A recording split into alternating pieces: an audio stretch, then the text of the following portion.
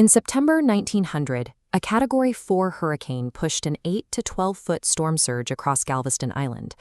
The water leveled 7,000 buildings and killed at least 8,000 people, effectively erasing what was then the most prosperous city in Texas. 29 years later, a different type of collapse erased fortunes overnight.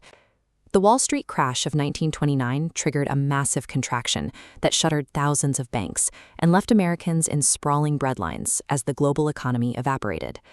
History traditionally archives these events in separate chapters. One is classified as an unlucky weather anomaly, the other is a market failure. When measured against the same data, they reveal a shared logic. Both disasters were magnified by a specific set of policy choices and existing social vulnerabilities that made a large-scale collapse inevitable. Understanding the deadliest moments in American history requires looking past the immediate trigger to the underlying strata of policy and social stratification. America's earliest catastrophes were the result of highly organized, legally sanctioned economic systems. This map illustrates the triangle trade. For decades, the kidnapping and exploitation of millions of Africans operated as a macroeconomic engine.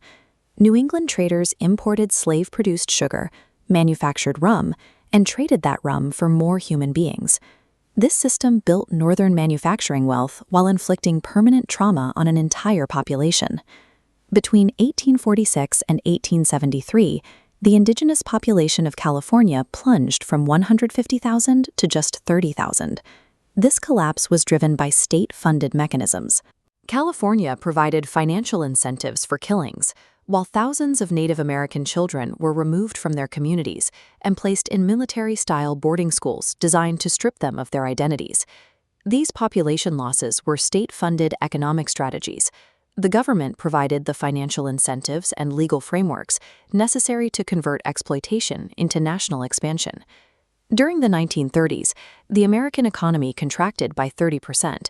Industrial production plummeted by nearly half, while 25% of the workforce was left without an income. Because of a lack of regulatory oversight, the failure of the financial markets translated directly into domestic destitution. Dispossessed families built shantytowns in the shadows of the industrial cities that could no longer support them. This chart shows another historical baseline. For over a century, the agreed-upon Civil War death toll was 618,000. Recent full-count census data analysis revised that toll to over 700,000. This increase means the war actually claimed 1 in 10 military-age men. As our data tools improve, we have discovered that historic shocks often carried a much higher price than contemporary records were capable of tracking. Environmental hazards operate within these same structures. The 8,000 deaths in Galveston established a high watermark for a natural disaster. In 1928, a hurricane breached the mud dikes surrounding Lake Okeechobee, drowning at least 2,500 people. This catastrophe was magnified by a human-made multiplier. 75% of the victims were Black migrant laborers. Economic and legal barriers had relegated them to the most dangerous flood zones, living behind poorly maintained mud dikes. In the aftermath, institutional racism dictated who was acknowledged. White victims received proper burials. Black victims were burned on pyres or discarded in unmarked graves. Extreme natural events act as a catalyst. Pre-existing social stratification determines who survives them. Historic crises have often forced a physical response. After 1900, engineers raised the elevation of Galveston and built a 10-mile seawall to protect the city from future surges. The economic collapse of the 1930s led to the New Deal, which established the social security and labor protections that currently stabilize the American workforce.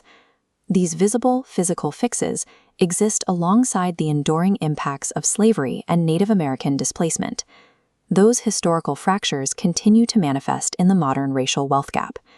Disasters exploit the deepest cracks in a society's foundation. Surviving future catastrophes requires dismantling underlying structural inequalities rather than simply building higher walls.